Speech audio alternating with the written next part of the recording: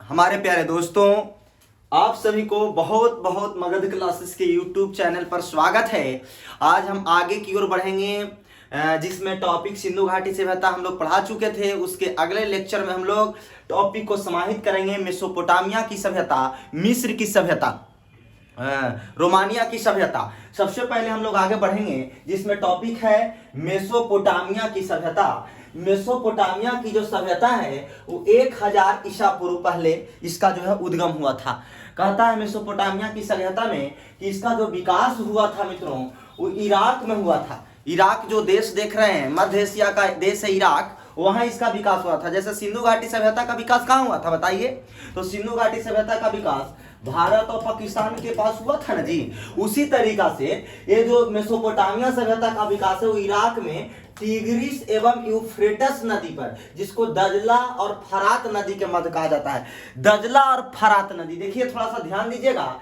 Iraq में जो है दो नदियां थी पहले, जिसका नाम था दजला और फरात। इसको दजला को टिग्रिस कहते हैं और फरात को यूफ्रेटस कहते हैं। कभी कभी प्रश्न पूछ लेता है कि दजला एवं फरात नदी पर कौन सभ्यता का विकास हुआ, तो हम लोग थोड़ा सा दिमाग लगाते हैं कि दजला फरात कौन सी है। हम लोग तो टिग्रिस यूफ्रेटस तो सुने हैं, तो टिग्रिस सुने हैं तो टिकियो सुन लीजिए, दजला फरात बात खत्म हो गया। और ये आपको साफ बता दूं कि सिंधु घाटी सभ्यता पहला शहरी सभ्यता था, याद है ये होगा आपको। और यह पहला ग्रामीण सभ्यता है। पहला प्रश्न पूछ लेता है कि विश्व में प्रथम ग्रामीण सभ्यता कौन थी, तो मेसोपोटामिया की सभ्यता थी। दोस्तों इस बात से आप परिचित तो होंगे ही। इसका अर्थव्यवस्था का जो मुख्य आधार था वो कृषि था। ये जो कृषि थी इसका मुख्य अर्थव्यवस्था का आधार था। जैसे उसमें भी कृषि के साथ साथ पशुपालन था, याद कीजिए। लेकिन इसमें सिर्फ कृषि है, इसमें पशु नहीं है। थोड़ा बतिया समझ लीजिए, यहाँ कृषि है सिर्फ। दूसरी बात, यहाँ पर एक बात आपसे हम कहें तो इस समय के मंदिर थे उसको जिवरद कहा जाता था। जैसे उस समय मंदिर उंदिर नहीं थे, वहां पर पूजा होता था शिव के, याद कीजिए, शिव भगवान का पूजा होता था। मातृ देवी यानी देवी का पूजा होता था, कामाक्षी, मीनाक्षी, उसमें बहुत अनेकों प्रकार की देवियां होती थी। वही जाके बाद में दुर्गा के रूप में स्पष्ट हुई, काली के रूप में स्पष्ट हुई। इस सब उस समय की बात है सिंधु घाटी सभ्यता की।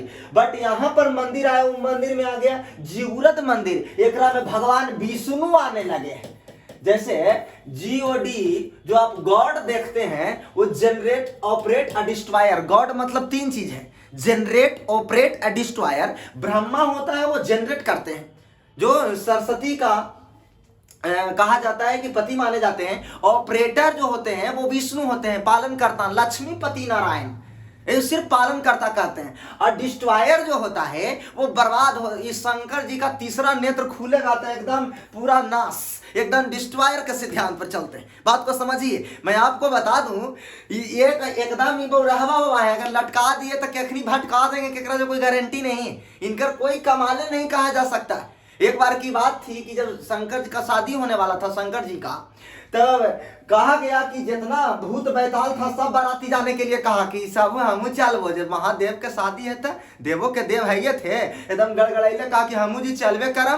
तो कहा कि ठीक है चलो। ऊत भूत देवी देवता सब कहा कि हम चलबे करम। पार्वती से इनका शादी होने वाला था। हुआ एक्चुअली में क्या कि उत्तरी ध्रुव पर शादी था, तो दक्षिणी ध्रुव पर कौन रहेगा भाई? सब उठ के चलेगा, वो नहीं तो उलट जाएगा पृथ्वी।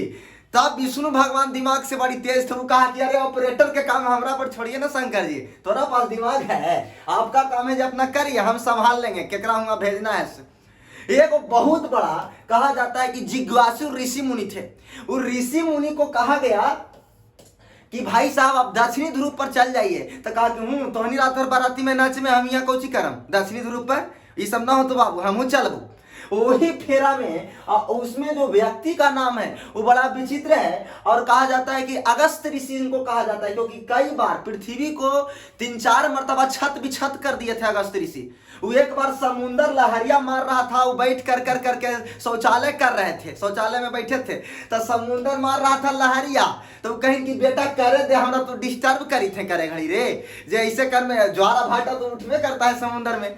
तो वो मार रहा था, तो मार रहा था, कल दिन को उठे थे। उठलथिन जब बाबू सब तीनों समुंदर के पी गलथिन हड़ाक दुगुर, जब पी गलथिन तो समुंदर कही थी कि निकालेंगे सर, अंदर ना रही, तो बाहर जाके फिर जो है कि बेचारा कौन रास्ता से निकाले होंगे समझ ही रहे होंगे। तो इस चलते मैंने समुंदर भी तबाह हुआ था उस समय। मैंने ऐसा ऋषि हमारा यहाँ का परेक हुई थी, मैंने शौचालय पर बैठे आप समुंदर तंग कर दिया, ओखरा में गरमा जाते थे।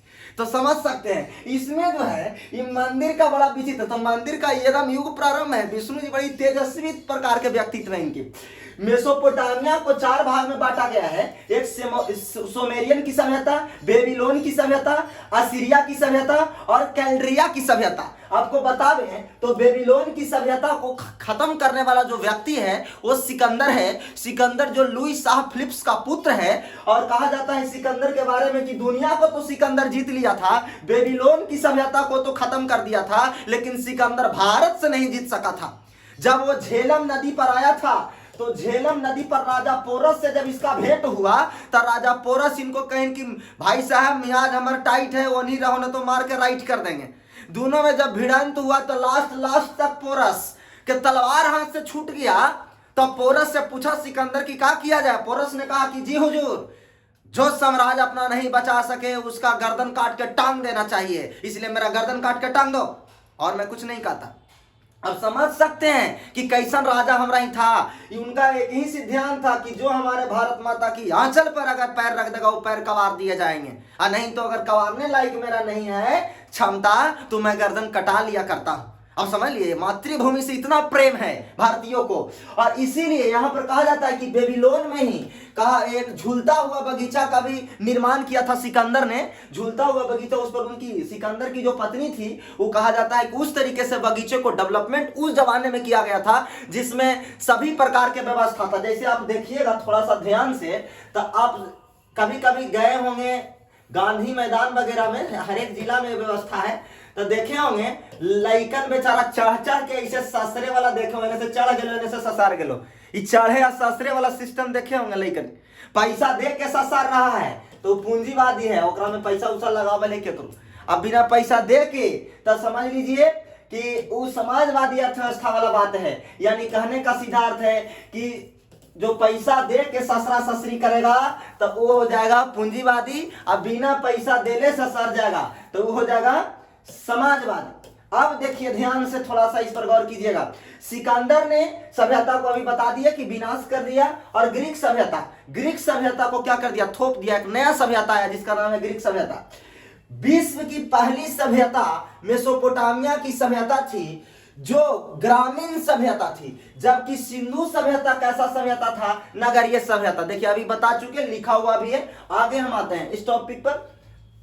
इसमें अगर हम आगे की ओर बढ़े तो थोड़ा ध्यान दीजिएगा कि ये जो सभ्यता है वो मेसोपोटामिया की सभ्यता है। अगला जो सभ्यता है वो मिस्र की सभ्यता है। ये सभ्यता रेगिस्तान में स्थित है। अब बताइए, जो आदमी रेगिस्तान में रहेगा वो कौची खाएगा, साग मूलय या शकरकंद, कौची खाएगा बताइए। अरे खाएगा भाई जी मांस मछली, क्योंकि वो बेचारा रह कहाँ रहा है। हमरा इनके भगवान जो राम थे वो काहे ऐसे खाए, साग फल फूल काहे खाते थे, क्योंकि गंगा बहती थी, उत्पादन होता था। एक उत्पादन नहीं हुआ तो मांस खाया, तो हम लोग कहते हैं कि नहीं उसका विचित्र ऐसा। अरे भाई ज्योग्राफिकल कंडीशन के आधार पर धर्म की उत्पत्ति होती है। जैसे हम तिब्बत में बड़ी ठंडा लगता है, और हुआ कहे कि आदमी कोई बुरा काम करे तो कहे कि तू नर्क में जाए में, तो नर्क के मतलब कौची होता है बताइए।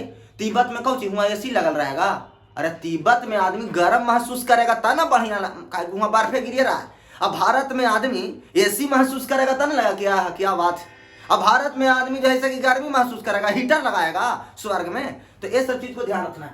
आगे देखिएगा, यह मिस्र की सभ्यता है जो रेगिस्तान है, ये नील नदी के देन है। ये नील नदी पर है। नील नदी कहाँ में पड़ता है, तो अफ्रीका के ऊपरी हिस्सा में जो है वहां पर नील नदी है। अफ्रीका में जाइएगा तो उत्तरी अफ्रीका में ऊपर का जो हिस्सा वहां एक नील नदी है, उसी का देन है। इस सभ्यता का विकास फिरौन के नेतृत्व में किया गया। एक व्यक्ति है जिनका नाम है फिरौन। कभी कभी क्वेश्चन पूछ लेता है। इस सभ्यता में कहा जाता है कि पिरामिड, सूर्य कैलेंडर तथा मम्मी का विकास हुआ। अर्थात इस सभ्यता का रसायन शास्त्र, कहने का मतलब कुछ नहीं है। मम्मी का मतलब मम्मी नहीं, मम्मी का मतलब कि केमिकल प्रोसेस जो उस समय जमाने में होता था शुरू, इसीलिए इसको रसायन शास्त्र कहा जाता है। उस समय अलग अलग प्रकार के कंपाउंड को जो खोज होता था उसको मम्मी कहा जाता था। हाँ, ये वाला बात हुई। आगे देखिए, गीजा पिरामिड भी यहाँ का प्रसिद्ध। आपसे कभी कोई क्वेश्चन पूछेगा कि ये पिरामिड बनावल जाता था तो सबसे बेहतरीन पिरामिड कौन है, तो गीजा पिरामिड है। कभी कभी क्वेश्चन पूछ लेगा किस सभ्यता का पिरामिड गीजा पिरामिड है। अगला, रोम की सभ्यता कितना, 600 ईसा पूर्व में। देखिए, तो यह इटली में विकसित हुई थी। ध्यान देने योग्य बात है कि जो विकसित हुई थी इटली में हुई थी, इटली में विकसित हुई। इससे सभ्यता जो पहले वाला थी, थोड़ा ध्यान रखना है, वो जा करके विकसित हुआ था मिस्र में, लेकिन इटली में रोम सभ्यता, राहुल गांधी के नानी घर, ये जो है सभ्यता का विकास हुआ था। इन्होंने कहा जाता है भूमध्य सागर के अधिकार, ये भूमध्य सागर पर अधिकार किया, क्योंकि भूमध्य सागर के बगल में ही इटली पड़ता है मित्रों, मैप पर जाके देखिएगा था।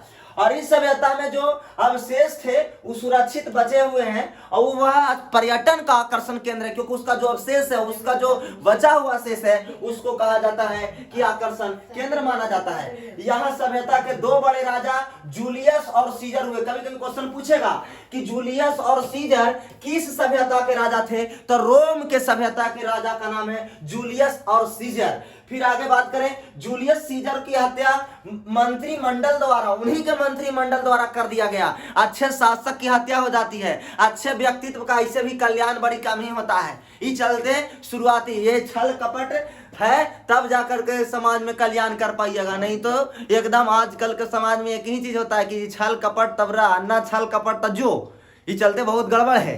तो सबसे बड़ी बात, हाँ, लेकिन जूलियस सीजर नामक एक नाटक भी दिखाया जाता है, विलियम शेक्सपियर ने लिखा था। और वो जो है, ये जो नाटक सबसे बेहतरीन है। ये नाटक वहां के फिल्म प्रदर्शन में, वहां विश्व स्तरीय जब फिल्म सम्मेलन होता है तो भाई साहब इटली के लोग दिखाते हैं गोवा में जब फिल्म समारोह होता है जो विलियम सीजर के बारे में, कि देखिए क्या बात है। आगे अगर बात करें तो फारस की सभ्यता 500 ईसा पूर्व। फारस की सभ्यता क्या है मित्रों, थोड़ा सा गौर कीजिएगा। ये है जो ईरान में पड़ता है, थोड़ा सा ध्यान दीजिएगा। ईरान और इराक बड़ी कंफ्यूजन होता है, ध्यान दीजिए। ईरान जो है वो हमारे बगल में है। अफगानिस्तान पहले भारत है, जैसे मान लीजिए कि भारत के मैप है, भारत के बगल में पाकिस्तान, पाकिस्तान के बगल में अफगानिस्तान, और यहीं पे है ईरान। और यहीं से हम तेल खरीदते हैं, एकदम तेल कहले हैं। सबसे ज्यादा तेल खरीदते हैं 15 से 16% ईरान से भारत खरीदता है। और यहीं पे बगल में है सऊदिया, ओकर हौदिया में से 14% तेल खरीदते हैं। सबसे 1 नंबर पर ईरान से खरीदते हैं, और 2 नंबर पर जो है से कि सऊदिया से खरीदता है। भारत तेल का इंपोर्ट करता है, आयात करता है। ये चलते ये दोनों देश से हम कभी लड़ाई नहीं करते हैं, ये दोनों भिड़ो करता है आपस में, तो हम सलाह देते हैं शांति शांति ओम शांति। अब फिर नहीं तो बुद्धम शरणम गच्छामि, बुद्ध संघम शरणम गच्छामि, हम लोग एकदम बुद्ध भगवान के पाठ पढ़े लगते हैं। धम्मम शरणम गच्छामि, द्वितीयम्पि बुद्धम शरणम गच्छामि, द्वितीयम्पि धम्मम शरणम गच्छामि, एकदम बुद्ध भगवान के लेके हम लोग खड़े हो जाते हैं। हम लोग शांति के आदमी हैं जी, मूर्खागिरी आप काहे कर रहे हो, एकदम इस तरीके से विचार लेकर के हम लोग सामने आते। बताइए जरा। इतना ही नहीं, ये ईरान में सभ्यता का जो विकास हुआ ये पूरे अरब प्रायद्वीप में फैल गया। अरब देश आप जानते हैं, उसमें सऊदी, कतर, ओमान, इराक सब आते हैं। यानी कहने का मतलब है कि पूरी तरीका से जो अरब प्रायद्वीप में लगभग 10 से 14 कंट्री है, वो कंट्री पूरी तरीका से मुस्लिम कंट्री है। वो कंट्री जो है जहां से तेल निकलता है। इसकी भाषा फारसी थी और यहाँ के धर्म पारसी धर्म को मानते थे, मुस्लिम धर्म नहीं है। वहां पर पारसी धर्म शुरू में आया था, बाद में मुस्लिम लोग उसको मार करके मियाज के कंट्रोल में ला करके बेचारा के एकदम ठीक कर दिया। कहा कि चूई चाई मत कर, चूई चाई करने तुम टूई चाई करा दे वो बाबू, एकदम जे कहते हैं से ग्रहण करो, और नहीं ग्रहण करोगे तो छोड़ के भागो। और इतना ही नहीं, सिकंदर ने इस धर्म का अंत कर दिया। सिकंदर तो जो है था, जो कहा कि जा एकदम खत्म कर दो जल्दी हटक से, क्योंकि सिकंदर आया, पोरस के घरे तक पहुंच गया। तब पोरस के घरे पहुंचे में ईरान के अफगानिस्तान के होती आवे पड़ा था। तो आया भाई जी, तो आने से पहले उस अगरों से लड़ाई न किया सिकंदर, लेकिन यहाँ आया तो हो गया मुंह बंदर, और लौटते लौटते हो गया छुछुंदर। लौट कर रस्तैया में बीच में मर गया। बीच में कह रहा है कि टूई मर गया, तो कह रहा है कौची बोला रहा है किसको, जय भेज रहा है, कह रहा है कि ये भाई हमार दोस्त हलन पोरस जे तनी उनका कार्ड उड भेज दी है।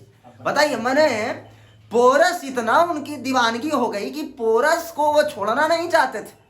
तब पोरस तो भाई हम लोग को तो कला है ना कि हम लोग ऐसा प्रेम करते हैं कि जाल में फंसा लो भारतीय, लेकिन हाँ ये कला नहीं, हमारी संस्कृति भी रही है। आगे बात करते हैं मित्रों। तो फिर है स्पार्टा।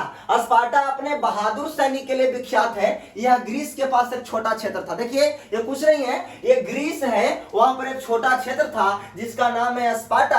आगे अगर हम बात करें तो स्पार्टा का मात्र 300 सैनिक ने, थोड़ा सोचिए क्या है स्पार्टा, जो 300 सैनिक ने लियोनाइडस के नेतृत्व में 20,000 सैनिक को मात दे दिया। यही प्रश्न को पूछ सकता है कि स्पार्टा एक सभ्यता थी कहां की, तो मिस्र के छोटा क्षेत्र के रूप में जाना जाता था, जहां के 300 सैनिक 20,000 से टकरा गया। बताइए जरा, मारा हड़ाक से भागा सड़ाक से। सोचे वाली बात है। अगर मान लीजिए कि 20,000 घोड़ा 30 घोड़ा से लड़ जाए और वहू में 300 घोड़ा पटाक दे 20,000 घोड़ा के, तो घोड़ा है जी की गाधा है? सोचे वाली बात है। पूछी लेकर भाग गया।